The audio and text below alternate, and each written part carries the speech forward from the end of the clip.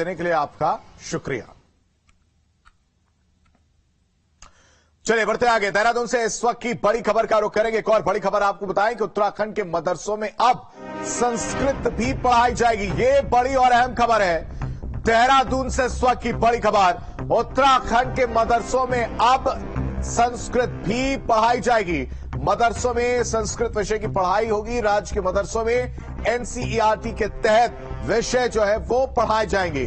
कांग्रेस प्रदेश अध्यक्ष ने वक्फ बोर्ड की पहल का स्वागत किया है। ये बहुत बड़ी खबर है। मदरसों में अन्य भाषाओं को भी पढ़ाने की जरूरत है। बड़ी और अहम खबर आपको बता रहे हैं। मदरसों में अब संस्कृत के विषय की भी पढ़ाई की जाएगी। स्वागत कदम है। मदरसों में संस्कृत पढ़ाई जाए, मदरसों में अन्य भाषाओं को भी पढ़ाया जाए तो इससे अच्छा क्या हो सकता है। बल्कि सारे विद्यालय, जितने प्राइमरी स्कूल हैं, सरकारी स्कूल है, उन सब में उर्दू भी पढ़ाई जानी चाहिए, संस्कृत भी पढ़ाई जानी चाहिए। उनको जितनी भारत की भाषा है उनको पढ़ाया जाना चाहिए। एक आध विदेशी भाषाओं का भी संरक्षण होना चाहिए। अगर पढ़ेंगे उनका भौतिक विकास होगा, इसमें कोई बड़ी बात नहीं है। और संसार जो है वो जिस तरीके से आजकल पॉलिश लगा रहे हैं बड़े नेताओं पर, वो आवश्यक है उनका इस तरीके की बात। बोर्ड मॉडर्न मदरसों को प्रारंभ करने जा रहा है, जिसमें हमने 4 मदरसे देहरादून, हरिद्वार, उधम सिंह नगर और नैनीताल में हम सेशन प्रारंभ करने जा रहे हैं, जिसमें एनसीईआरटी का सिलेबस रहेगा और सीबीएसई इंग्लिश मीडियम पैटर्न के ऊपर हम उन मदरसों को चलाएंगे, जिसमें अब मेरे बच्चों के हाथ में एक हाथ में लैपटॉप और दूसरे हाथ में कुरान नजर आएगा। उस दिशा में हम आगे बढ़ रहे हैं। संस्कृत एक भाषा है, हम अरबिक भी पढ़ाएंगे और संस्कृत भी पढ़ाएंगे।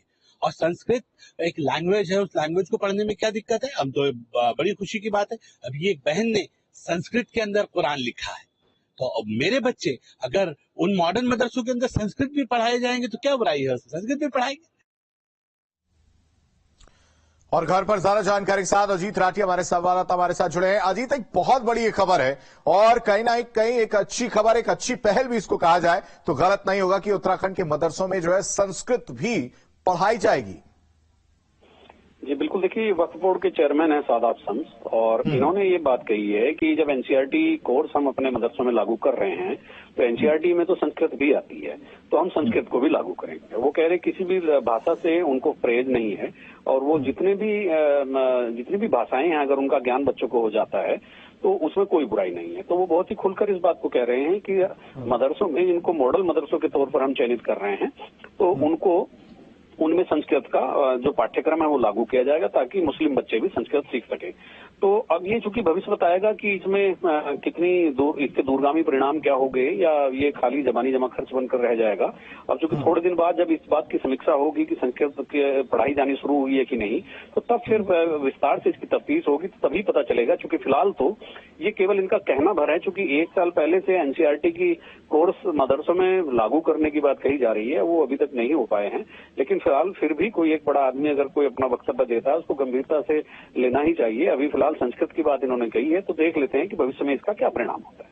ठीक है जी, तमाम जानकारी के लिए आपका शुक्रिया।